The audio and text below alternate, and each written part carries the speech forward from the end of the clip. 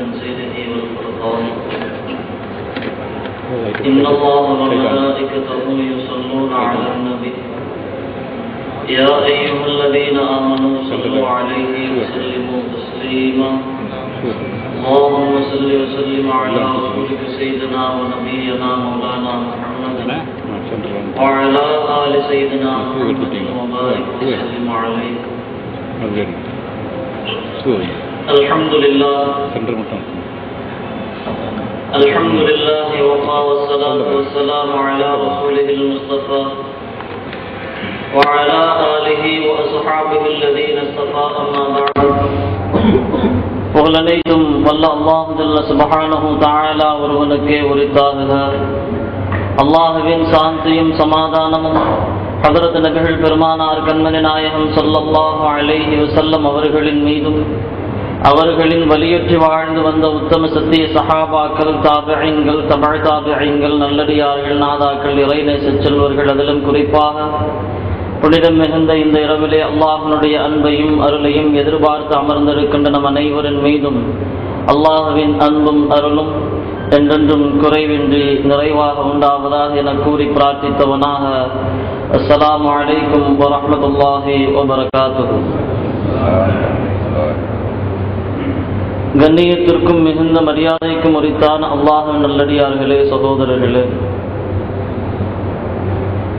வல்ல அல்லாஹ் ஜல்ல சுப்ஹானஹு தஆலா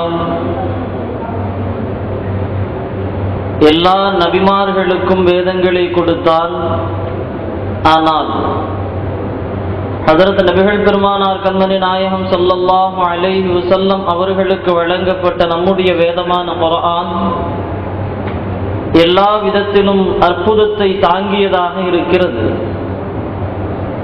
உலக அழிவு நாள் வரைக்கும் நாம் எது போன்ற பிரச்சனைகளை எல்லாம் சந்திக்கின்றோமோ, இந்த நவீன உலகிலே நாம் சந்திக்கின்ற எத்தனையோ விதமான நவீன பிரச்சனைகள், புதிய புதிய கண்டுபிடிப்புகள், புதிய புதிய விஷயங்கள், அது அத்தனையும் அல்லாஹ் ரத்தின சுருக்கமாய் குர்ஆனிலே சொல்லி இருப்பதை நாம் பார்க்கிறோம்.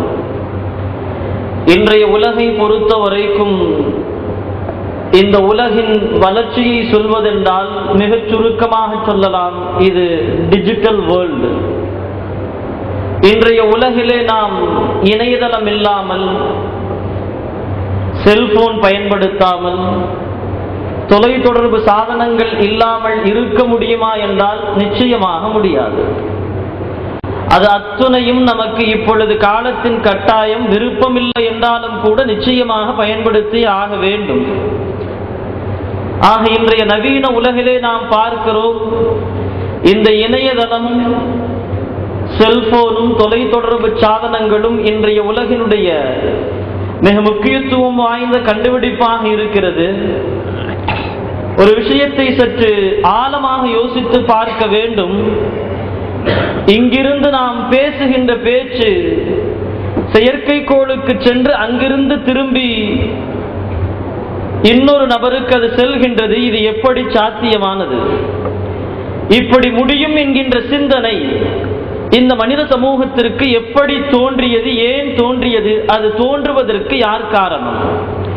முதலிலே ஒன்றை விளங்கிக் கொள்ள வேண்டும். இந்த உலகத்திலே எந்த மதத்தை சார்ந்ததாக இருந்தாலும் அந்த அத்துணை வேதங்களும் ஆன்மீக அடிப்படையிலே மட்டுமே அமைந்திருந்தது. ஏன்? நம்முடைய இன்னபிற நபிமார்களுக்கு வழங்கப்பட்ட எல்லா வேதங்களும் ஒன்று ஏகத்துவத்தை பற்றி மட்டும் பேசும், இல்லை என்றால் இறைவனின் கட்டளைகளை மட்டும் பேசும், இல்லை என்றால் ஆன்மீக விஷயங்களை பற்றி மட்டும் பேசுமே தவிர உலகாதாய அடிப்படையிலே உலக சிந்தனைகள் குறித்து பேசிய ஒரே வேதம் நம்முடைய குர்ஆன் மட்டுமே. ஆன்மீகமும் இருக்கும், அரசியலும் இருக்கும், இல்லறமும் இருக்கும், ஈகையிலும் இருக்கும், உளவுத்துறையும் இருக்கும், ஊடுதல் கூடுதல் குறித்துண்டான எல்லா விஷயங்களும் குர்ஆனிலே அல்லாஹ் நமக்கு சொல்லித் தந்திருக்கிறார். அந்த அடிப்படையிலே பார்க்கிறோம், இந்த உலகத்திலே பிறந்த மனிதனுக்கு உணவு எங்கிருந்து என்று தெரியவில்லை. ஆரம்பத்திலே உடுத்துவதற்கு ஆடை எங்கிருந்து என்று தெரியவில்லை. மனித வரலாற்றினுடைய ஆரம்பம் இது. அப்படியே காலங்கள் வருகிறது, மனித நாகரிக வளர்ச்சி வளர்ந்து வருகிறது என்கின்ற வரலாறு நமக்கு தெரியும். இப்பொழுது ஒரு கேள்வி, தனக்குண்டான தேவையை கூட நிறைவு செய்ய முடியாத அளவிற்கு உண்டான அறிவை கொண்டிருந்த மனிதனுக்கு வானம் வானத்திற்கு மேல் உள்ள விஷயத்தை சொன்னது யார்? பூமி பூமிக்கு கீழ் உள்ள விஷயத்தை சொன்னது யார்? இந்த உலகத்திலே குர்ஆன் வந்ததற்கு பின்பாகத்தான் குர்ஆன் சொல்லுகின்றது, உங்களுக்கு மேலாக 7 வானங்கள் இருக்கிறது, உங்களுக்கு கீழாக 7 பூமி இருக்கிறது. முதலிலே இந்த விஷயத்தை உலகிற்கு சொன்ன மார்க்கம் இஸ்லாமிய மார்க்கம், அதை சொன்ன வேதம் நம் குர்ஆனுடைய வேதம். அதற்கு முன்பு வரைக்கும் இருக்கிறதா இல்லையா என்கின்ற சிந்தனை கூட யாருக்கும் இல்லை. இன்றைய நவீனத்துவமான அறிவியலுடைய தூண்டுகோலாக ஆரம்பமாக குர்ஆனுடைய ஒவ்வொரு வசனங்களும் இருந்திருக்கதை நாம் பார்க்கலாம். கண்ணியத்திற்குரிய அல்லாஹ்வினடியார்களே, அல்லாஹ் சுப்ஹானஹு தஆலா குர்ஆனிலே வானங்கள் பூமிகள் குறித்து சொல்லுகின்ற விஷயங்களை பல மணி நேரங்கள் பேசலாம். இன்றைய அறிவியலுடைய மிகப்பெரிய கௌரவமாக கண்டுபிடிப்பாக ஐரோப்பியர்கள் சொல்லுகின்ற அத்துணை விஷயங்களும் மனித கண்களுக்கும் சுய ஆராய்ச்சிக்கும் அப்பாற்பட்ட அந்த வானத்திற்கு மேல் உள்ள விஷயங்களை, பூமிக்கு கீழே உள்ள விஷயங்களை இறைவன் குர்ஆனிலே 1400 ஆண்டுகளுக்கு முன்பாகவே சொல்லிவிட்ட வரலாற்றை பார்க்கிறோம். இது குர்ஆனுடைய மிகப்பெரிய அற்புதம், வேறு எந்த வேதத்திலும் கிடையாது. குர்ஆன் சொல்லுகின்ற அத்தனை விஷயங்களும் ரத்தின சுருக்கமாக, ரொம்ப டீடைலா இருக்காது, முத்தாய்ப்பாக இருக்கும். குர்ஆனுடைய ஒவ்வொரு விஷயங்களும் ஒவ்வொரு ஆயத்தும் அல்லாஹ் சுப்ஹானஹு தஆலா குர்ஆனிலே சொல்லி காட்டுகிறான், அல்லதி ஜஅல லகுமுல் அர்த ஃபிராஷன் வஸ்ஸமாஅ பினாஅ, உங்களுக்கு பூமியை நாம் விரிப்பாக ஆக்கினோம், வானத்தை நாம் முகடாக ஆக்கினோம். இது ஒரு வசனத்திலே அல்லாஹ் சொல்லுகின்ற ஆயத்து. இன்னொரு வசனத்திலே அல்லாஹ் சொல்லுகின்றான், வஜஅல்னா ஸமாஅ ஸக்ஃபம் மஹ்ஃபூஸா, உங்களுக்கு வானத்தை முகடாக ஆக்கினோம். அந்த முகடு எத்தகைய முகடு? உங்களுக்கு எல்லா வகையிலும் பாதுகாப்பை ஏற்படுத்தக்கூடிய, பாதுகாப்பை தரக்கூடிய முகடு என்பதை அல்லாஹ் குர்ஆனிலே ஒரு ஆயத்திலே சுருக்கமாக சொல்லி முடித்து விட்டான். பல நூற்றாண்டுகள் கழித்து இன்று அறிவியல் அறிஞர்கள் கண்டுபிடித்து தருகின்ற விஷயத்தை பார்க்கிறோம். பல பக்கங்கள் நீளுகிறது அந்த கண்டுபிடிப்பினுடைய விளக்கங்கள். ஆனால் குர்ஆனிலே இறைவன் சொல்லி இருப்பது ஒற்றை வசனம். ஒரு விஷயத்தை ஆழ புரிந்து கொள்ள வேண்டும். அறிவியலால் கண்டுபிடிக்கப்பட்ட அத்துணை சாதனங்களும் அத்துணை புதிய கண்டுபிடிப்புகளும் குர்ஆனின் வழியே சிந்திக்கின்ற போது 2 பதில்களை மட்டுமே தரும். ஒன்று, கண்டுபிடிக்கப்பட்ட அத்துணை விஷயங்களும் நிரூபிக்கப்பட்டு அது உண்மை என்று இந்த உலகத்தால் ஏற்றுக்கொள்ளப்பட்டால், ஏற்றுக்கொள்ளப்பட்ட அத்துணை விஷயங்களும் குர்ஆன் ஹதீஸிலே இருக்கும். அதை தாண்டி நிச்சயமாக புதிதாக ஒன்றும் இருக்காது. இரண்டாவது, ஒரு அனுமானம் அடிப்படையிலே யூகித்து சொல்வதாக இருந்தால் அது குர்ஆனிலே ஆராய்ச்சி செய்கிற போது குர்ஆனுடைய ஆயத்துக்களிலேயோ பெருமானாருடைய நபிகளிலேயோ இருந்தால் அந்த அனுகூலம் நிரூபிக்கப்படலாம் என்று உறுதியாக சொல்லலாம். குர்ஆன் ஹதீஸிலே இல்லை என்றால் நிச்சயமாக எந்த அறிவியல் அறிஞனாலும் எவ்வளவு பெரிய அறிஞனாலும் அதை கண்டுபிடிக்க முடியாது என்பதை இஸ்லாமியர்களாக இருக்கக்கூடிய நாம் விளங்கிக் கொள்ள வேண்டும். அல்லாஹ் எப்படி நமக்கு வானத்தை பாதுகாப்பாக ஆக்கி இருக்கிறான்? எல்லாம் நம்ம பள்ளிக்கூடத்தில் படிச்ச பாடம் தான். புவியியல் ஜியோகிராஃபியில் படிச்சிருப்போம். நம்ம பூமியிலிருந்து மேல பல கிலோமீட்டர் வானம், அதிலே பல்வேறு விதமான சீதோஷ நிலை, வெப்பம், குளிர், இது போன்ற பல்வேறு விதமான சீதோஷ நிலைகள், வெப்பத்தின் அந்த சூரியனில் இருந்து வெளிப்படுகின்ற கதிர்களில் இருந்து மனிதனுக்கு பாதுகாப்பை அல்லாஹ் பல்வேறு விதமாக தருகின்றான். இறைவனுடைய மிகப்பெரிய அத்தாட்சி பூமிக்கு மேலே இருக்கிறது. அல்லாஹ் வானத்திற்கு கீழாக ஒரு 5 அடுக்குகள் கொண்ட பாதுகாப்பை நமக்கு ஏற்படுத்தி தந்திருக்கிறார். இந்த 5 அடுக்குகளும் நம் கண்களுக்கு தெரியவில்லை. ஆனால் அந்த 5 அடுக்கு பாதுகாப்பை அல்லாஹ் இந்த உலகிற்கு தந்து கொண்டிருக்கிறான். சூரியனுடைய ஒளிக்கதிலிருந்து உங்களுக்கு பாதுகாப்பு. ஒரு குறிப்பிட்ட அளவிற்கு மேலே சென்றால் சில இடத்திலே மிக கடுமையான குளிர் இருக்கும். அந்த குளிர் பூமியிலே கீழே இறங்கினால் இந்த உலகத்திலே எந்த ஜீவராசிகளும் வாழ முடியாது, எந்த புற்பூண்டுகளும் உழைக்க முடியாது என்கின்றார்கள் அறிவியல் அறிஞர்கள். பார்க்கிறோம், அல்லாஹ் குர்ஆனிலே சொல்லுகிறான், செய்கின்றான், பாதுகாப்பான முகடு என்று அறிவியல் அறிஞர்கள் கண்டுபிடித்து சொல்கின்றார்கள். இந்த பூமியிலிருந்து 10 கிலோமீட்டர் வரைக்கும் ஒரு முகடு இருக்கிறது. பூமியிலிருந்து 10 அல்லது 12 கிலோமீட்டர் வரைக்கும். நம்ம பள்ளிக்கூடத்தில் நம்ம பிள்ளைங்க படிக்கிற பாடம் தான், 6வது 7வதுல வரக்கூடிய பாடம் தான் இது. சற்று குர்ஆனோடு ஒப்பிட்டு பார்க்கிறோம், அவ்வளவுதான். பூமியிலிருந்து ஒரு 10-12 கிலோமீட்டருக்கு இருக்கக்கூடிய அந்த முகடுக்கு அறிவியல் சொல்லுகின்ற பெயர் ட்ரோபோஸ்பியர். ட்ரோபோஸ்பியர்னு சொல்லுவாங்க. அத தமிழ்ல சொல்றதா இருந்தா அடி வளிமண்டலம் சொல்லுவாங்க, கொஞ்சம் விளங்காது. தமிழ்ல சொல்றதா இருந்தா அடி வளிமண்டலம் அப்படிவாங்க. ட்ரோபோஸ்பியருங்கிறது என்ன? பூமியிலிருந்து ஒரு 12 கிலோமீட்டருக்கு இறைவன் ஏற்படுத்தி வைத்திருக்கின்ற தடை. இந்த தடைக்கு மேல் விமானம் பறக்க முடியாது. விமானம் இந்த 12 கிலோமீட்டர் வரைக்கும் தான் பறக்கும், அதற்கு மேல் பறக்க முடியாது. அடுத்தது இரண்டாவது முகடு தெர்மோஸ்பியர். 12 கிலோமீட்டர்ல இருந்து அடுத்த 50 கிலோமீட்டர், பூமியிலிருந்து 50 கிலோமீட்டர் அது இருக்கு. இந்த 50 கிலோமீட்டருக்கு இதுக்குள்ளதான் ஓசோனுடைய லேயரும் இருக்குது, நாம் பார்க்கின்ற மேகமும் இருக்குது. இதை தாண்டி மேகம் மேல போக முடியாது. மூன்றாவது மிசோஸ்பியர், பூமியிலிருந்து 80 கிலோமீட்டர். நான்காவது ஸ்ட்ராட்டோஸ்பியர், பூமியிலிருந்து 700 கிலோமீட்டர். அதுக்கடுத்து ட்ரோபோஸ்பியர், பூமியிலிருந்து 700 கிலோமீட்டர்களை தாண்டி இருக்கிறது. விஞ்ஞானிகள் சொல்கிறார்கள், இந்த தடுப்புகள் மட்டும் இல்லை என்று சொன்னால், இந்த 5 விதமான தடுப்புகளை அல்லாஹ் பிரித்து தந்திருக்கிறான், பிரித்து வைத்திருக்கிறான். இந்த 5 விதமான தடுப்புகள் மட்டும் இல்லை என்று சொன்னால், இந்த உலகத்திலே சூரியனுடைய ஒளிக்கதிர்கள் மனிதனுடைய உடலின் மீது நேராக பட்டால் அவன் இந்த உலகத்திலே நோயுடன் வாழ்வான், நிம்மதியாக வாழ முடியாது. மனிதனை தாண்டி இந்த உலகத்திலே இருக்கக்கூடிய புற்பூண்டுகள் முளைக்கவும் முளைக்காது. இந்த முகடுகளை அல்லாஹ் எப்படி பாதுகாப்பாக ஏற்படுத்தி தந்திருக்கிறான்? வெப்பத்தின் உஷ்ணத்தை கட்டுப்படுத்தக்கூடிய முகடாக, குளிரினுடைய தாக்கத்தில் இருந்து பாதுகாப்பை தரக்கூடிய முகடாக அல்லாஹ் ஆக்கி தந்திருக்கிறான் என்கின்ற இன்றைய அறிவியலுடைய நவீனத்துவமான கண்டுபிடிப்பை ஒரு 1400 ஆண்டுகளுக்கு முன்பாக அல்லாஹ் ஒரு ஆயத்திலே மிகச் சுருக்கமாக சொல்லி முடிக்கிறான்.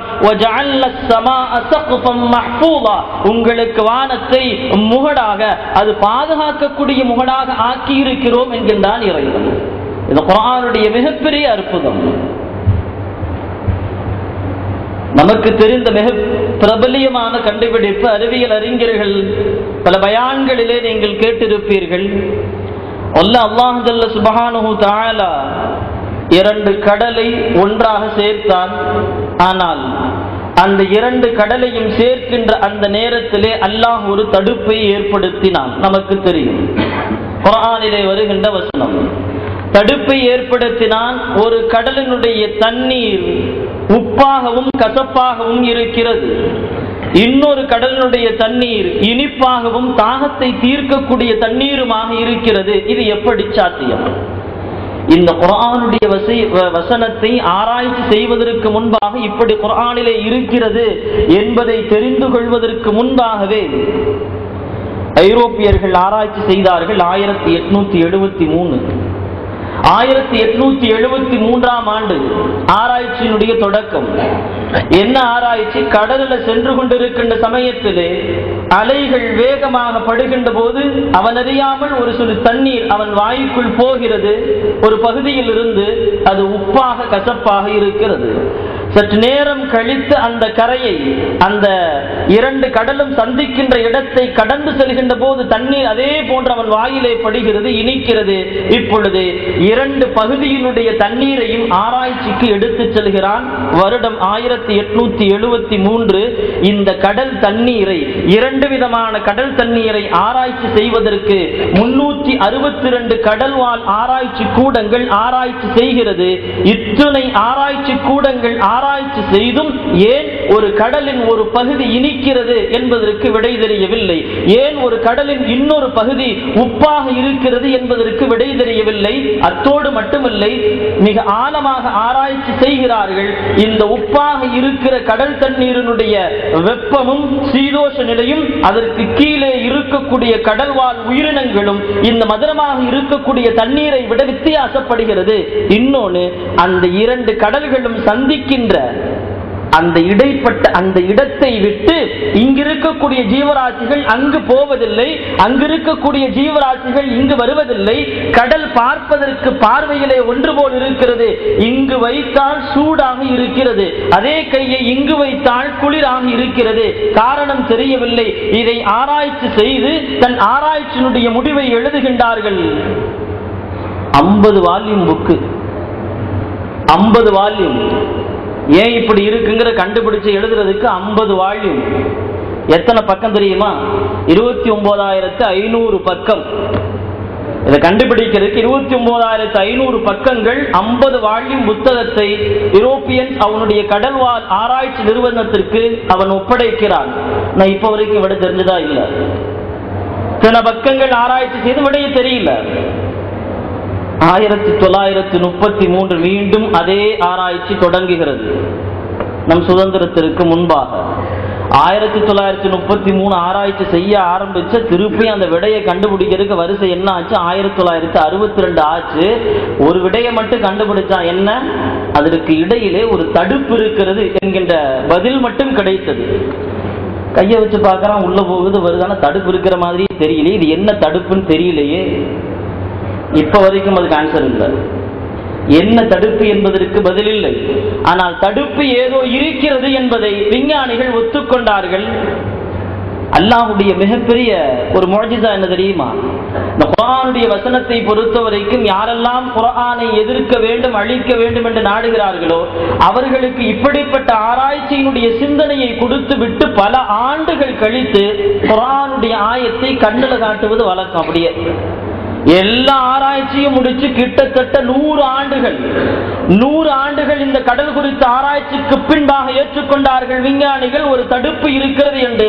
இப்ப யதார்த்தமாக குர்ஆனுடைய வசனத்தை பார்க்கிறார்கள், கேட்கிறார்கள். அல்லாஹ் குர்ஆனிலே சொல்லி காட்டுகிறான்,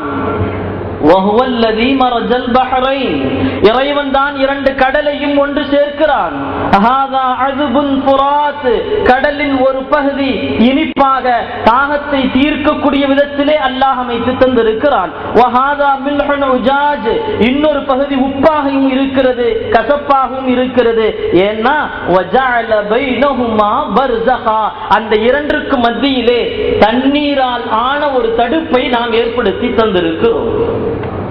தண்ணீராலான தடுப்பு யாராலும் உணரவும் முடியாது, கண்டுபிடிக்கவும் முடியாது. இந்த தண்ணீர் 2ம் ஒன்று சேர்ந்திருப்பது போலவே காட்சிகள் தெரியும். ஆனால் 2ம் கலப்பதில்லை. சுவைகள் வேறுபடுகிறது, அதனுடைய சீதோஷ நிலை வேறுபடுகிறது, அவற்றுக்கு கீழே வளரக்கூடிய கடல்வாழ் உயிரினங்கள் வேறுபடுகிறது. இதை விஞ்ஞானிகள் ஒத்துக்கொண்டார்கள். இந்த ஆயத்தை படித்ததற்கு பின்பாக சொன்னார்கள், லா இலாஹ இல்லல்லாஹ் முஹம்மதுர் ரசூலுல்லாஹ்.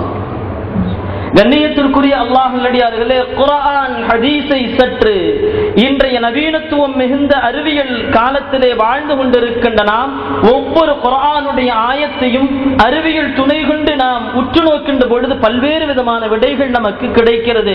உலகத்தின் தலை சிறந்த 100 தலைவர்களில் பெருமானார் ஸல்லல்லாஹு அலைஹி வஸல்லம் அவர்கள் செல்வாக்கு மிகுந்த முதல் தலைவர் என்று எழுதிய தி 100 புத்தகத்தினுடைய ஆசிரியர் மைக்கேல் ஹெச் ஹார்ட் அவருடைய வரலாற்றிலே எழுதி தருகின்றார். இஸ்லாமியர்களுக்கு ஏற்பட்ட ஒரு மிகப்பெரிய கைசேதம் என்ன தெரியுமா? குர்ஆனையும் ஹதீஸையும் அவர்கள் வெறும் ஆன்மீக சிந்தனையோடு மட்டுமே பார்க்கிறார்கள், வெறும் அக சிந்தனையோடு மட்டுமே அவர்கள் பார்க்கிறார்கள். ஆனால் இதையெல்லாம் தாண்டி குர்ஆனையும் பெருமானார் அவர்களுடைய வாழ்க்கையும் ஒரு புறச்சிந்தனையோடு உள் சென்று பார்த்தால் இந்த உலகிற்கு தேவையான எத்தனையோ கோடி விஷயங்களை இஸ்லாம் இந்த உலகிற்கு சொல்ல முடியும். ஏனோ தெரியவில்லை, இந்த இஸ்லாமியர்கள் அந்த குர்ஆனையும் ஹதீஸையும் அப்படி பார்ப்பதில்லையே என்கின்ற தன் கவலையை பெருமானார் இந்த உலகத்தின் 100 தலைவர்களில் முதல் செல்வாக்கு மிகுந்த தலைவர் என்கின்ற வரலாற்றுக்கு கீழே எழுதப்படுகின்ற விஷயம். சின்ன சின்ன விஷயங்கள், நாம் அற்பமாக நினைக்கின்ற அத்துணை விஷயங்களையும் அல்லாஹ் குர்ஆனிலே சொல்லி முடித்து விட்டான். வருடங்கள் 1400 தாண்டி விட்டது. மாற்று மதத்தவர்களுக்கு தெரியாமல் இருக்கலாம், ஆனால் இன்னும் நமக்கேன் தெரியவில்லை என்று தெரியவில்லை. நாம் அதை இன்னும் தெரியாமல் இருக்கிறோம் என்கின்ற அந்த ஒரு செய்தி மிக வருத்தத்தை ஏற்படுத்தி தருகிறது. அல்லாஹ் ஜல்ல சுப்ஹானஹு தஆலா குர்ஆனிலே சொல்லுகின்றான், நான் நபிமார்களை அனுப்பினோம், வேதத்தை கொடுத்தோம், அப்படியே வரிசையா சொல்லிட்டே வருவான். அடுத்து அல்லாஹ் சொல்லுகின்றான் வஅன்ஸல்னா அல் ஹதீத ஃபீஹி பஅஸுன் ஷதீத் வ மனாஃபிஉ லின்னாஸ். ரசூல்மார்கள் எப்படி வந்தாங்களோ, வேதங்கள் எப்படி வந்ததோ, அதே மாதிரி வஅன்ஸல்னா அல் ஹதீத, அல் ஹதீத் அத்தியாயத்தில் இந்த வசனம் வருகிறது. இரும்பை நாம் இறக்கினோம் அப்படின்னு வருது. விஞ்ஞானிகள் இன்று வரைக்கும் எப்படிதான் நினைச்சு வச்சிருந்தாங்கன்னா, பூமியில பெட்ரோலியம் எப்படி கிடைக்கிறது, டீசல் எப்படி கிடைக்கிறது என்றெல்லாம் ஒரு பல்லாயிரம் வருடங்களுக்கு முன்பாக இந்த பூமி அழிந்த போது பூமியிலே இருந்த ஜீவராசிகள் எல்லாம் அழிந்தது, மரங்கள் எல்லாம் அழிந்தது. அழிந்த பல கோடி ஜீவராசிகளின் கொழுப்பு தான் இப்பொழுது நமக்கு பெட்ரோலாக, நமக்கு டீசலாக கிடைக்கிறது. அழிந்து போன மரங்கள் எரிந்ததின் காரணமாக பூமியிலே புதைந்தது, நமக்கு அது நிலக்கரியாக கிடைக்கிறது. அதே போன்று இரும்பும் கிடைக்கிறது என்று நினைத்துக் கொண்டே இருந்தார்கள். ஆனால் அல்லாஹ் குர்ஆனிலே சொல்லுகின்றான் வஅன்ஸல்னா அல் ஹதீத, நாம் எப்படி ரசூல்மார்களை வேதங்களை இறக்கினோமோ அதே போன்று இரும்பையும் பூமிக்கு நாம் இறக்கினோம். பூமியிலிருந்து அது வருவதில்லை, அல்லாஹ் பூமியிலே இறக்கினான் என்கின்ற குர்ஆன் வசனத்தை சற்று அறிவியல் சிந்தனையோடு ஆராய்ச்சி செய்து பார்க்கிறார்கள் விஞ்ஞானிகள். குர்ஆனிலே இறைவன் சொல்லுகின்ற இந்த வசனத்தை ஒத்துக்கொள்கிறார்கள். காரணம், பூமிக்கு கீழே இருக்கக்கூடிய வாயுகள் எல்லாம் அதிகமான கொதிநிலையிலே, மிக உச்சமான வெப்பநிலையிலே இருக்கிறது.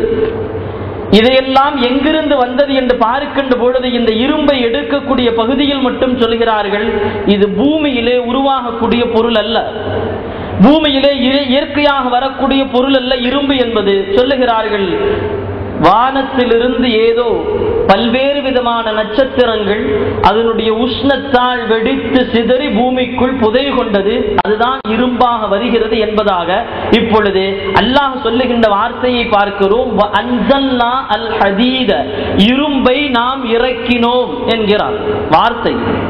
இரும்பை நாம் இறக்கினோம், எங்கிருந்து? அங்கிருந்து நாம் இறக்கினோம். அடுத்து அல்லாஹ் சொல்கின்றான் ஃபீஹி பஅஸுன் ஷதீத், அது ரொம்ப கடினமானது.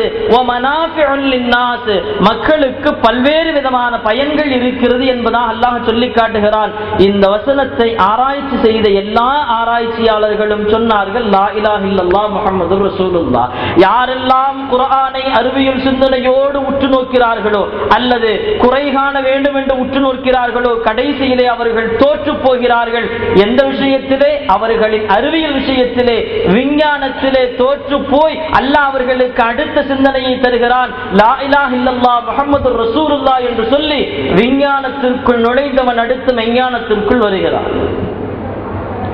குர்ஆனுடைய எல்லா ஆயத்துக்களும், எந்த ஆயத்தாக இருந்தாலும் சரி, ஆன்மீக சிந்தனையை தாண்டி இந்த உலகிற்கு, இந்த அறிவியலுக்கு தேவையான பல கோடிக்கணக்கான விஷயங்களை குர்ஆனும் ஹதீஸும் நமக்கு சொல்லிக் கொண்டே இருக்கிறது. வானத்திற்கு மேல போக முடியுமா, அங்கெல்லாம் வாழ முடியுமா என்கின்ற சிந்தனையை தந்தது பெருமானார் ஸல்லல்லாஹு அலைஹி வஸல்லம் அவருடைய மிஅராஜினுடைய அந்த வரலாறு தான். அதற்கு முன்பு வரைக்கும் வானத்துல போகலாம், ஏறலாம் என்கின்ற சிந்தனை யாருக்கும் கிடையாது. பெருமானார் ஸல்லல்லாஹு அலைஹி வஸல்லம் அவருடைய அந்த மிஅராஜ் பயணம் தான் வானம் குறித்துண்டான பல்வேறு கேள்விகளுக்கும் சிந்தனைகளுக்கும் விடையளித்தது என்பதை நாம் வரலாற்றிலே நாம் பார்க்கலாம். இன்னைக்கு மேல வானத்துல சந்திராயனை பார்ப்பதற்காண்டி ஆராய்ச்சி செய்வதற்காக வேண்டி போகக்கூடிய அந்த அறிவியல் விஞ்ஞானிகள் அவர்களுடைய உடல்நிலை குறித்து ஆராய்ச்சி செய்கிறார்கள். என்ன ஆராய்ச்சி? மேல போக போக அவங்களுடைய உடல்நிலை, இதய துடிப்பு எல்லாம் சரியாக இருக்கிறதா? காரணம், அதற்குண்டான பாதுகாப்பு ஏற்பாடை செய்ய வேண்டும் என்ற பல ஆண்டுகள் ஆராய்ச்சி. இறுதியிலே கண்டுபிடித்தார்கள், மேலே செல்ல செல்ல மனிதனுடைய இதயம் சுருங்குகிறது, மனிதனுடைய இதயம் சுருங்குகிறது.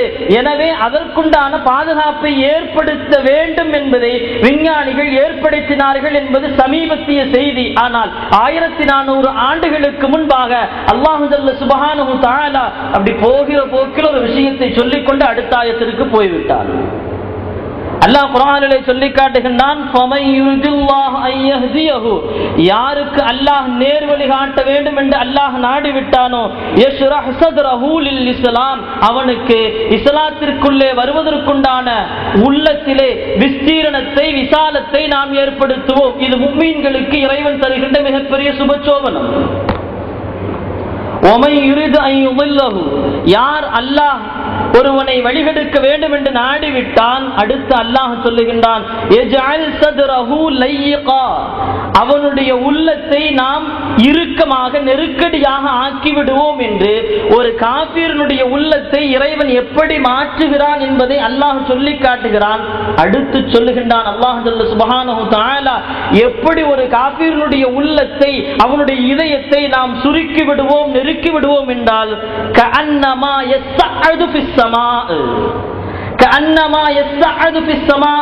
வானத்திலே ஏறுகிற போது எப்படி மனிதனின் உள்ளம் இதயம் சுருங்குமோ அதே போல் இந்த உலகத்திலே ஒரு காஃபிரனுடைய உள்ளத்தை நாம் இறுக்குவோம், சுருக்குவோம், நெருக்கடிகளை ஆக்குவோம் என்றால், கண்ணியத்திற்குரிய அல்லாஹ்வியார்களே, காஃபிருக்கு தருகின்ற தண்டனையை விளக்கக்கூடிய விஷயத்திலே அல்லாஹ் மிகப்பெரிய விஞ்ஞான செய்தியை குர்ஆனிலே கஅன்னமா யஸ்அது ஃபிஸ் ஸமா, வானத்திலே ஏறுகின்ற போது எப்படி மனிதனுடைய உள்ளம் சுருங்குமோ அதே போல் ஒரு காஃபிருடைய உள்ளத்தை, இதயத்தை நாம் சுருக்குவோம் என்கின்றார்.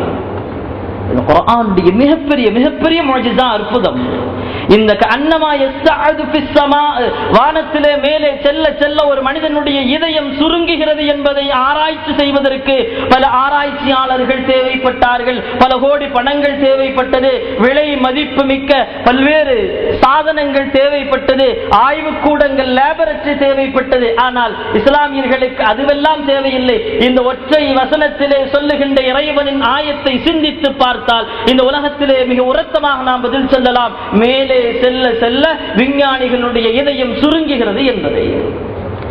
குர்ஆனிலே அல்லாஹ் அறிவியல் குறித்து பல்வேறு விஷயங்களை சொல்லிக் கொண்டே இருக்கிறான். கயாமத்து வரைக்கும் இந்த உலகம் ஆராய்ச்சி செய்து கொண்டே இருந்தால் அவர்களுக்கு தேவையான பல்வேறு விதமான விஷயங்களை குர்ஆன் மீண்டும் மீண்டும் சொல்லிக் கொண்டே இருக்கும், சந்தேகமே இல்லை.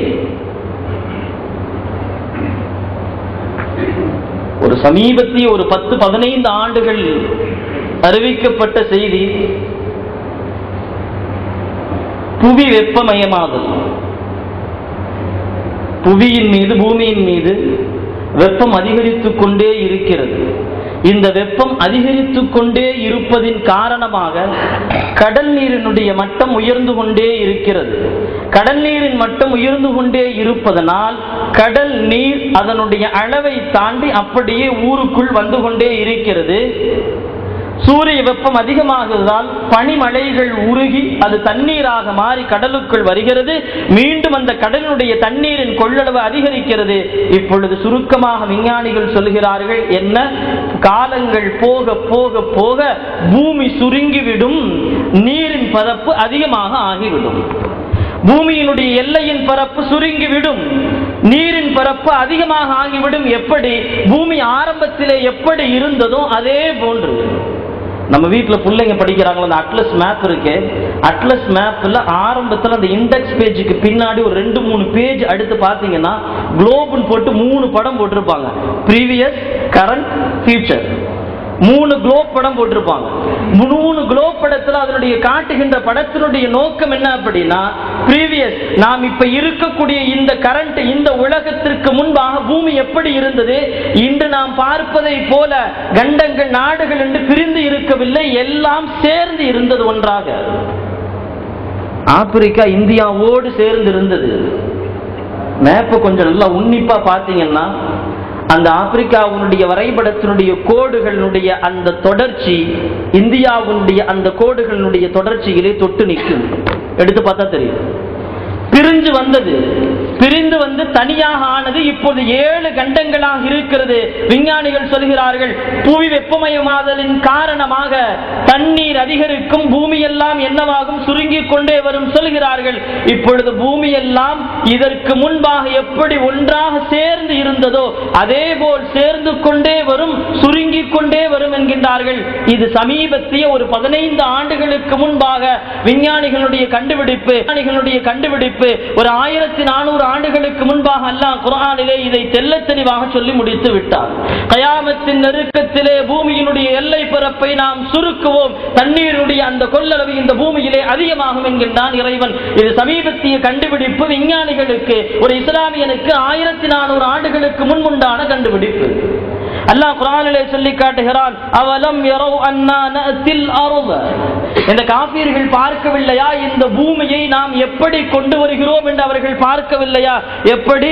நன்குஸ்ஹா மின் அத்ராஃபிஹா, நன்குஸ்ஹா மின் அத்ராஃபிஹா, அதனுடைய எல்லை பகுதியில் இருந்து நாம் சுருக்கிக் கொண்டே வருவோம் என்கின்றார். எல்லை பகுதியில் இருந்து பூமியை நாம் சுருக்கிக் கொண்டே வருவோம். அட்லஸ் மேப்ல நம்ம இன் ஃபியூச்சர்ல பூமி எப்படி இருக்குங்கிற விஷயத்தை ஆராய்ச்சி செய்து விஞ்ஞானிகள் எழுதி இருக்கின்ற அந்த விஷயத்தை 1400 ஆண்டுகளுக்கு முன்பாக இறைவன் 2 வார்த்தையிலே முடித்தான். நன்குஸ்ஹா மின் அத்ராஃபிஹா, அந்த எல்லை பரப்பினுடைய அந்த எல்லையில் இருந்து நாம் பூமியை சுருக்கிக் கொண்டே வருவோம் என்கின்றான் இறைவன். கண்ணியத்திற்குரிய அல்லாஹ்வின் நல்லடியார்களே, இப்படி குர்ஆனையும் ஹதீஸையும் ஒரு விஞ்ஞான சிந்தனையோடு நாம் பார்க்கின்ற பொழுது விஞ்ஞானம் தோற்று போய் அங்கு விஞ்ஞானம் வெளிப்பட்டு நிற்கும் என்பதிலே எந்த விதமான சந்தேகமும் இல்லை. குர்ஆனுடைய மிகப்பெரிய முஅஜிஸா இந்த அறிவியல் குறித்துண்டாக இன்றைய ஐரோப்பிய உலகம் எதை பெருமையோடு சொல்லிக் கொண்டிருக்கிறதோ அது அத்தனையும் சொல்லி முடித்த ஒரு வேதம், ஒரு புத்தகம் என்று சொன்னால் குர்ஆன் மட்டும்தான். இந்த உலகத்தில் வேறு எந்த வேதமும் வேறு எந்த புத்தகமும் கிடையாது. எனவேதான் அதை ஆராய்ச்சி செய்த இமாம்கள், அதை ஆராய்ச்சி செய்த முஃபஸ்ஸிரீன்கள், முஹத்திஸீன்களுக்கு அல்லாஹ் அறிவியல் குறித்துண்டான ஞானத்தை விஞ்ஞானத்தின் வழியாக கொடுத்தான். இமாமுனா அர்-ராஸி ரஹ்மத்துல்லாஹி அலைஹி அவர்கள் குர்ஆனுக்கு 7 விதமான தஃப்சீர்களுடைய விளக்கத்தை தருகிறார்கள். 7 விதமா. அவங்க ஒரு வகையில மருத்துவரும் கூட, இன்னொரு வகையில அவங்க ஒரு பெரிய சயின்டிஸ்ட். யாரு? இமாமுனா அர்-ராஸி ரஹ்மத்துல்லாஹி அலைஹி அவர்கள் தஃப்சீருர் ராஸி எழுதியிருக்கின்றார்கள். கலீஃபா மஅ்மூன் ரஷீதுடைய காலத்திலே வாழ்கிறார்கள். மஅ்மூன் ரஷீத் அவங்களுடைய காலத்துல இமாமுனா ராஸிட்ட வந்து கேட்கறாங்க, சொல்றாங்க, நான் நம்முடைய நாட்டு மக்களுக்காக வேண்டி ஒரு மருத்துவமனை கட்டணும். யாரு? மஅ்மூன். இமாமுனா ராஸி அவங்கள்ட்ட சொல்றாங்க, நம் நாட்டு மக்களுக்காக வேண்டி ஒரு மருத்துவமனை நான் கட்டணும், அதற்கு ஒரு இடத்தை எனக்கு தேர்வு செய்து தாருங்கள். அது எப்படிப்பட்ட இடமாக இருக்கணும்னா சுத்தமாக இருக்கணும், ஆரோக்கியமாக இருக்கணும், சுற்றுச்சூழல் மிக நல்ல ஆரோக்கியமாக இருக்கணும். அப்படிப்பட்ட ஒரு இடத்தை எனக்கு நீங்கள் காண்பித்து தாருங்கள்ங்கிறாங்க. சற்று யோசித்து பார்க்கணும். சுற்றுச்சூழலை ஆய்வு செய்வதற்கு உண்டான கருவியோ சாதனமோ எதுவுமே இல்லை. எந்த விதமான விஞ்ஞான குழுக்களோ ஆய்வு கூடங்களோ இல்லை. ஆனாலும் கேட்கிறார்கள், இமாமுனா அர்-ராஸி அவர்களே, எனக்கு நீங்கள் சுற்றுச்சூழல் ஆரோக்கியமாக இருக்கக்கூடிய ஒரு இடத்தை காண்பிக்க வேண்டும். அந்த இடத்திலே நான் நம் நாட்டு மக்களுக்கு தேவையான மருத்துவமனையை கட்ட வேண்டும்ங்கிறார்கள். இமாமுனா அர்-ராஸி ரஹ்மத்துல்லாஹி சொன்னாங்க, ஒன்னும் செய்ய வேணாம், நீங்க எந்த இடத்துல எல்லாம் கட்ட வேண்டும் என்று ஆசைப்படுகிறீர்களோ அங்கு எல்லாம் ஆட்டினுடைய இறைச்சியை கட்டி தொங்க விடுங்கள். ஆட்டினுடைய இறைச்சியை நீங்கள் கட்டி தொங்க விடுங்கள். பகதாதினுடைய பெரிய பெரிய மைதானங்களிலே அன்று ஆட்டினுடைய இறைச்சிகள் எல்லாம் கட்டி தொங்கவிடப்படுகிறது. இமாமுனா அர்-ராஸி ரஹ்மத்துல்லாஹி அலைஹி அவர்கள் சொல்கிறார்கள், இந்த ஆட்டின் இறைச்சியை ஒரு நாள் தொங்கவிட்டு விட்டு அடுத்த நாள் சென்று பாருங்கள். என்ன பார்க்கணும்? எந்த ஆட்டின் இறைச்சி கெட்டு போயிருக்கிறது, எது நாற்றம் எடுத்து போயிருக்கிறது என்று நீங்கள் பார்த்தால் அந்த இடத்திலே தயவு செய்து உங்கள் மருத்துவமனையை கட்ட வேண்டாம். அங்கு இருக்கக்கூடிய சுற்றுச்சூழல் ஆரோக்கியமான சுற்றுச்சூழல் அல்ல. மீண்டும் சொல்கிறார்கள் இமாமுனா அர்-ராஸி ரஹ்மத்துல்லாஹி அலைஹி அவர்கள், வைக்கப்பட்டிருக்கிற ஆட்டின் இறைச்சி கெட்டு போகாமல் வாடை இல்லாமல் எந்த பகுதியிலோ இருக்கிறதோ அங்கு நீங்கள் மருத்துவமனையை கட்டுங்கள் என்கின்ற ஆலோசனையை இமாமுனா அர்-ராஸி ரஹ்மத்துல்லாஹி அலைஹி அவர்கள் கலீஃபா மஅ்மூன் ரஷீதுக்கு சொல்கிறார்கள். அதேபோல் செய்யப்பட்டது. ஒரு குறிப்பிட்ட இடத்திலே தொங்கவிடப்பட்ட ஆட்டின் இறைச்சி மட்டும் கெட்டு போகாமல் வாடை அடிக்காமல் வீசாமல் இருந்தது. மருத்துவமனை அங்கே கட்டுகிறார்கள். இது ஏன் சொன்னார்கள், எதற்கு சொன்னார்கள் என்கின்ற ஆராய்ச்சி எல்லாம் என்று கிடையாது. சொன்னாங்க, செஞ்சாங்க, கட்டினாங்க, ஏத்துக்கிட்டாங்க, முடிஞ்சிச்சு. இன்று நாம் சிந்தித்து பார்க்கிறோம். இமாமுனா அர்-ராஸி ரஹ்மத்துல்லாஹி அலைஹி அவர்களுக்கு காற்றிலே இருக்கக்கூடிய ஹைட்ரஜன், ஆக்சிஜன், மீத்தேன், இன்னும் பல வாயுக்கள் இருக்கின்ற அந்த அறிவு எங்கிருந்து வந்தது? அதுக்கு முன்னாடி யாரும் சொல்லல.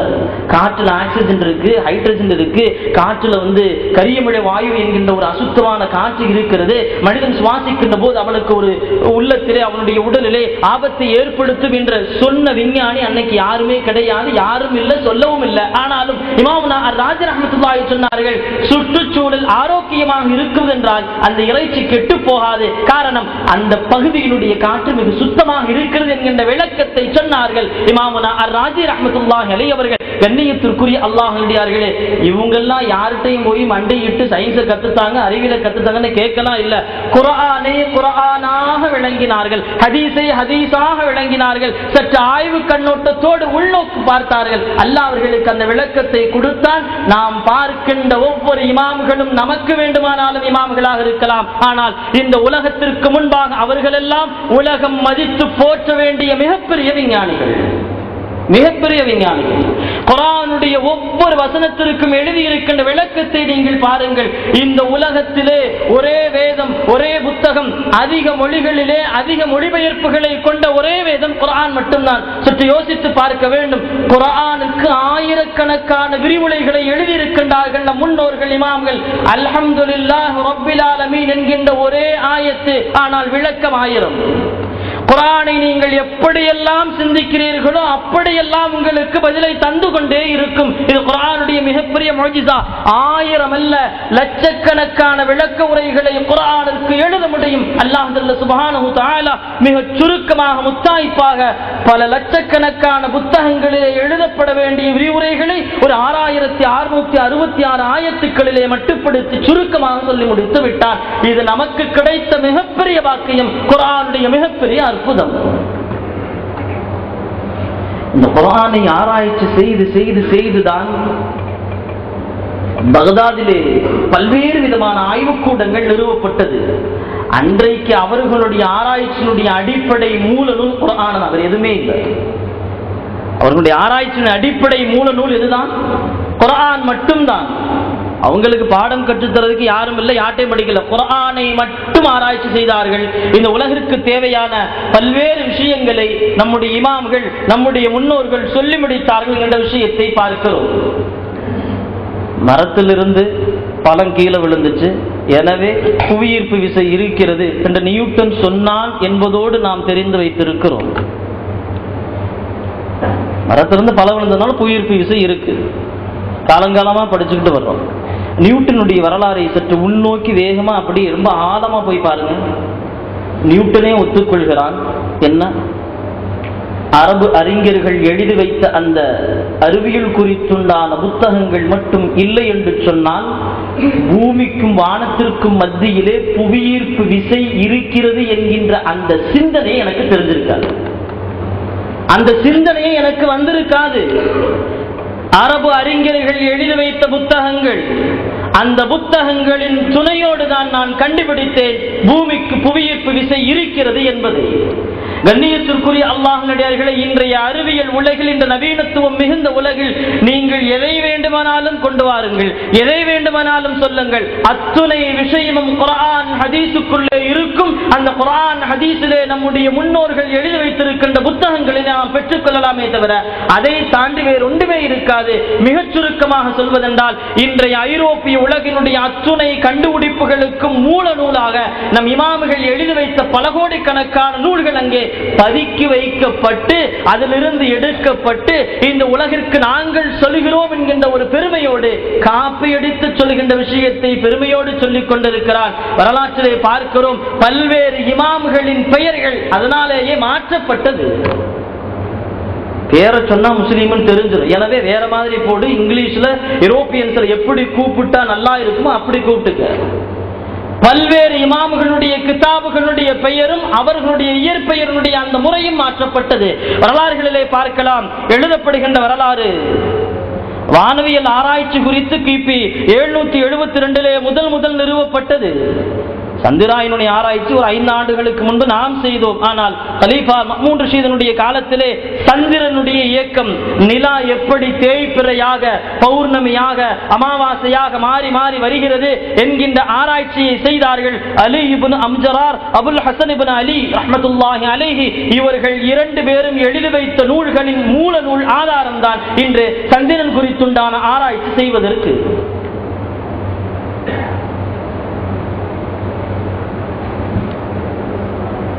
கடிகாரம்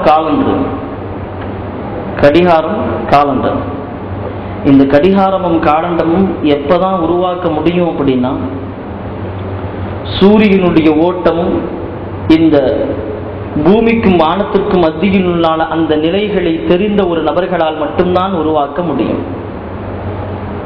நமக்கு தெரியும் கிரிகோரியன் காலண்டர் யூரோப்பியன்ஸ் முதல் அந்த பாதிரியார் உருவாக்கினார். கிரிகோரியன் என்கின்ற பாதிரியார் உருவாக்கினார். நம்ம அதை ஃபாலோ பண்ணி ஜனவரி பிப்ரவரி பின்பற்றி வருகிறோம் என்று நினைத்துக் கொண்டிருக்கிறோம்.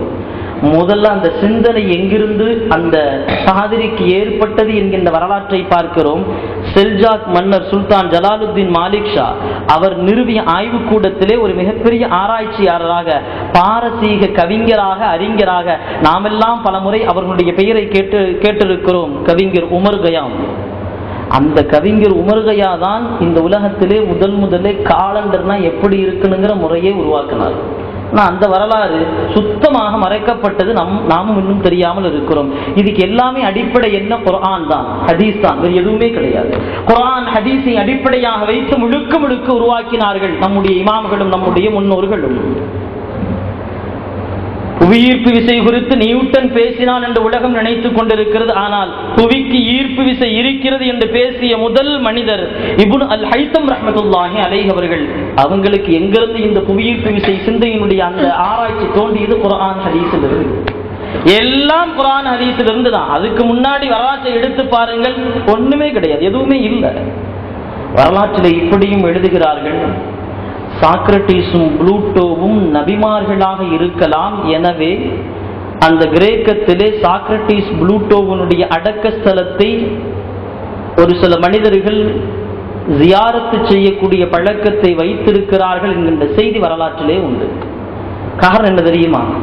இந்த உலகத்துல எத்தனை மதங்கள் அதற்கு முன்பு இருந்தாலும் வெறும் ஆன்மீகத்தை மட்டும்தான் சொல்லித் தந்ததை தவிர மனித அறிவிற்கு அப்பாற்பட்ட விஷயத்தை எதுவுமே சொல்லல, எந்த விஷயத்தும் சொல்லல. குர்ஆன் மட்டும் சொன்னது. கிரேக்க நாட்டினுடைய வரலாற்றில் எழுதப்படுகின்றது, சாக்ரட்டிஸ் புளூட்டோனுடைய அந்த அடக்க ஸ்தலங்களை மக்கள் ஜியாரத்து செய்து கொண்டிருக்கிறார்கள். காரணம், அவர் நபியா, அந்த 2 பேரும் நபியாக இருக்கலாம். காரணம் என்ன? அந்த 2 பேரும் செய்த அத்துணை ஆராய்ச்சிகளும் குர்ஆனுக்கும் ஹதீஸிற்கும் ஒத்து நிற்கிறது. அவ்வளவுதான். குர்ஆன் ஹதீஸிற்கு ஒத்து நிற்கிறது. எனவே அவர்கள் நபிமார்களாக இருக்கலாமோ என்கின்ற அந்த சந்தேகத்தை வரலாற்றிலே எழுதப்படுகிறது.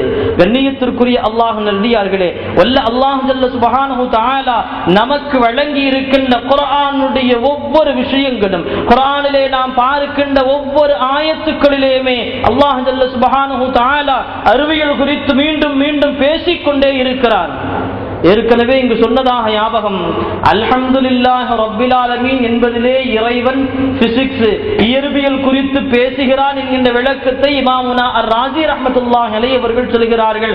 குர்ஆனுடைய ஆரம்ப ஆயத்தே அறிவியலாக இருக்கிறது என்கின்ற விஷயத்தை நாம் தெரிந்து கொள்ள வேண்டும். குர்ஆனுடைய மிகப்பெரிய முஅஜிஸா, இந்த உலகத்திலே நாம் எத்தனை விஷயங்களையும் இந்த ஐரோப்பிய உலகம் கண்டுபிடிக்கலாம், நமக்கு சொல்லலாம், நாம் அதை ஏற்றுக்கொள்ளலாம். ஆனாலும் அதற்கு பின்பாக குர்ஆன் ஹதீஸ் மட்டுமே நிற்கிறதே தவிர, இல்லை என்று சொன்னால் நம்முடைய இமாம்கள் எழுதி வைத்திருக்கின்ற குர்ஆன் ஹதீஸ் அடிப்படையிலான கிதாபுகள் இருக்கிறதே தவிர புதிதாக ஒன்றுமே கண்டுபிடிக்கப்படவில்லை. விஞ்ஞானத்திலே நாம் பார்க்கின்ற அத்துணை துறைகள், மருத்துவ துறைகள், இன்னவரை இந்த உலகத்தில் நவீனப்படுத்தப்பட்ட எல்லா துறைகளுக்கும் அடிப்படை குர்ஆனும் ஹதீஸும் தான். அந்த குர்ஆனும் ஹதீஸும் என்கின்ற அந்த விஞ்ஞானத்தை அடிப்படையாக வைத்துத்தான் இந்த உலகத்தினுடைய விஞ்ஞானம் வாழ்ந்து கொண்டிருக்கிறது.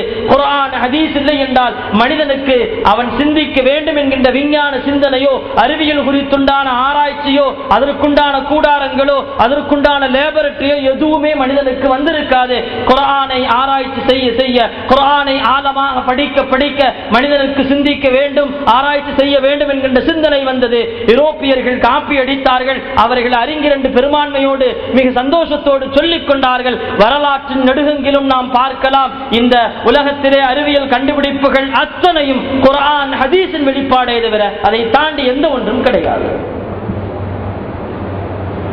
இமாமுனா அர்-ராஸி ரஹ்மத்துல்லாஹி அலைஹி அவர்கள் அல்-ஜுதார் வல் ஹஸஃபா, அல்-ஜுதார் வல் ஹஸஃபா என்கின்ற ஒரு மருத்துவம் சம்பந்தப்பட்ட ஒரு சின்ன ஒரு புக் எழுதியிருக்கிறார். இது எதை குறித்து பேசுகிறது? மனிதனுக்கு வருகிற சின்னம்மை பெரியம்மை, இந்த அம்மை நோய் எப்படி வருது, அதுக்குண்டான மருத்துவம் மருந்து எங்கு இருக்கிறது என்பதை இமாமுனா அர்-ராஸி ரஹ்மத்துல்லாஹி அலைஹி அவர்கள் அல்-ஜுதார் வல் ஹஸஃபா என்கின்ற அவர்களின் கிதாபிலே எழுதுகின்றார்கள்.